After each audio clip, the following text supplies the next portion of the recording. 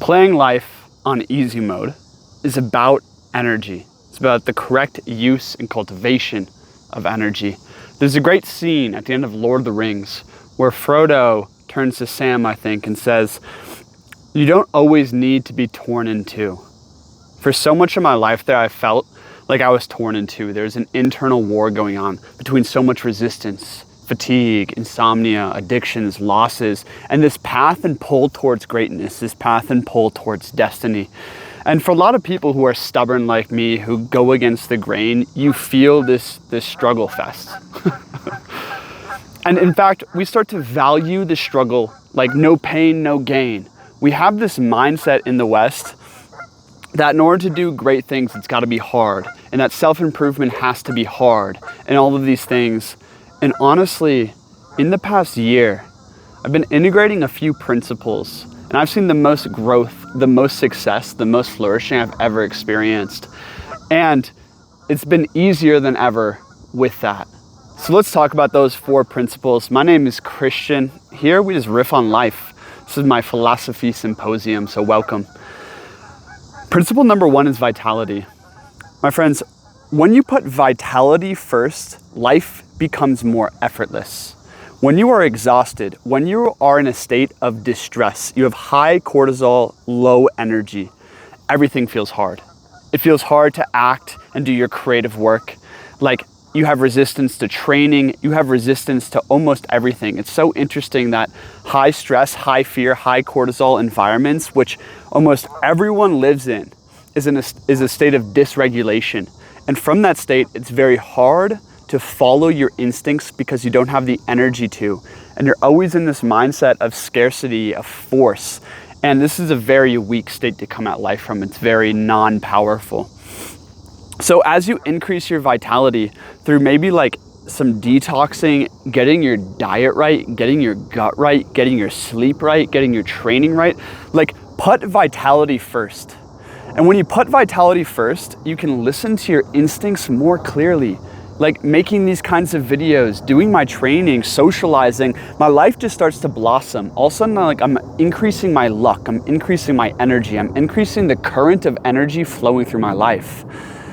And this makes life way more natural, way more effortless. And with that, what is vitality? I'm realizing that vitality is regulation, right? It's about self-awareness and noticing, am I dysregulated right now? Am I running on stress, fear, anxiety, doubt, or like force? And bring yourself back to regulation. And the more that we can bring ourselves back to regulation and do the physical basics that promote vitality, the more in tune we are gonna be with walking a path that is increasing our power, that is increasing our vitality every day.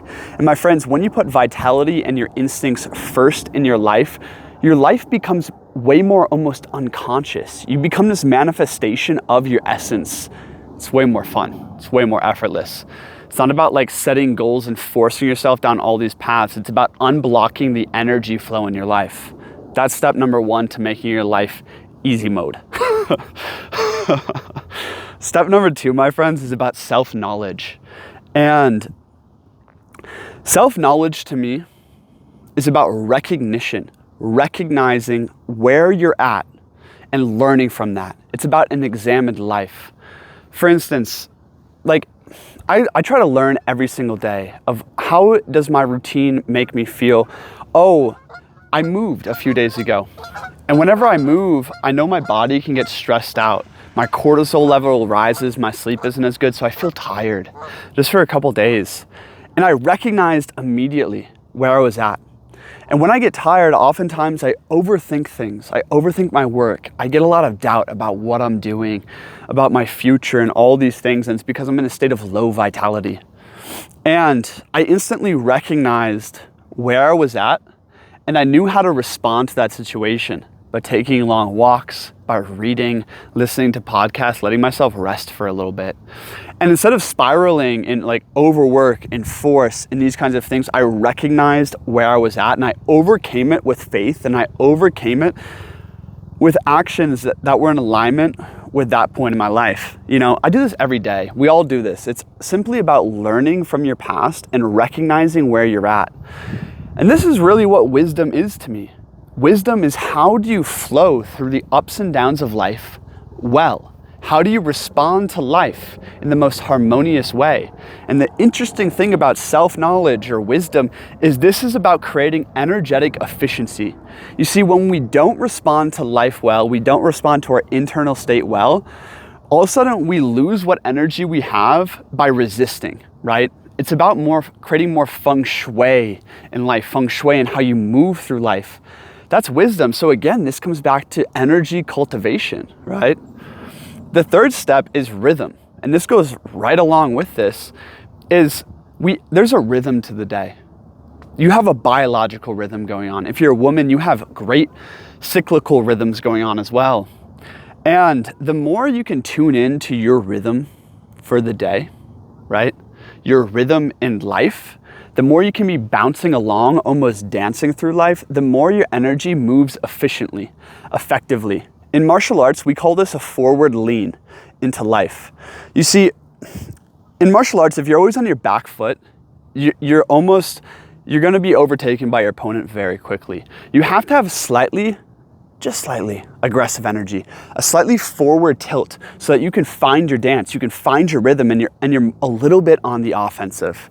And this is the same thing in life. Is step one is like listening. My friends, what is your body saying to you, right? What is your intuition saying to you? These things become more clear as you get more regulated inside of yourself. You're listening to your body, and your body is so attuned to life, my friends. Our bodies are so intelligent, right? And the more that we can be open to receiving from life and then have a forward tilt into it, the better our rhythm becomes. I've been having this insight really profoundly during my meditations. I listened to this guy, Reinhard Burr, and I'm just having and he has the most amazing sense of rhythm. And I try to bring that rhythm into my work and not having all these breaks, not getting distracted by my phone, not getting distracted by these thoughts, but maintaining more of this purity, this harmony, this rhythm. And if you dance, if you do martial arts, right? And if you do creative work, like artistic work, you're gonna know the rhythm I'm talking about. This is the state of flow. And this goes straight into point number 4. And point number 4 is the fact that abundance is flow. And this is a different mindset to get into in terms of putting life on easy mode. And again, this is about energy cultivation. You see, I was meditating in the botanical gardens once, and I opened my eyes and the most abundant life was all around me, right? And at that time I was thinking about what kind of business I want to start, how to create more currency in my life, how to create more vitality in my life, all these things, because I struggled with low energy and low vitality and low currency for a long time. And it just struck me so suddenly that abundance isn't about having a lot. Abundance is about having a wide current that things are flowing through, right? Let's think about this in terms of love. If you have maybe one person who you love and she's your whole entire world, what happens? You get really attached to her, okay? Because your needs aren't being met elsewhere. But if you're someone who is constantly cultivating new connections, relationships, friendships, opportunities in life, you have a big channel of flow coming in. Therefore, you're actually less attached to what you have. Friends come and go in and out of your life. Love comes and goes in and out of your life. You have much more an abundant social capital because you have high flow rate. Flow rate is everything. It's the same thing with money. Being rich, being truly wealthy isn't about having $1 million that you're tight and holding on to. It's about having a couple $1 million flowing through you, right? Where you're spending it and receiving it, and you're less attached to the holding process. Now, this is not financial advice or love advice, oh, let go of what you got, kind of hippie energy, not at all. It's more of a mindset to come at life in. It's about metabolism, okay? When you come at life with high metabolism is the energy I want you to think about. High metabolism is where you're eating a lot of life and instantly processing it into energy to use. This is the heroic way through life, okay? High metabolism in terms of relationships, in terms of money, in terms of food, in terms of life experiences. For me, for instance, like I get stagnant if I do the same thing for more than 3 weeks. Like I need to change it up. I need to expand my repertoire so I can metabolize more of life, so I have higher creative output. I have higher energy to bring into my business. I have higher energy to bring into my relationships. Like all things get stagnant. So the more that we can have non-attachment to what is and come at life with this metabolizing kind of energy, this is how we increase energy rapidly. And I've been studying a bit of Ray Peat, and Ray Peat is all about how energy and structure are intertwined, meaning that as you increase the rate of metabolism and increase the rate of energy, all of a sudden like new structures just instantly form in your life to maintain that energy.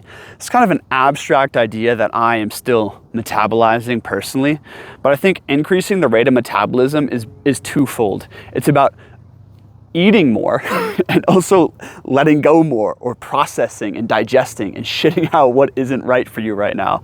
So it's about creating flow. Abundance is widening the channel of flow.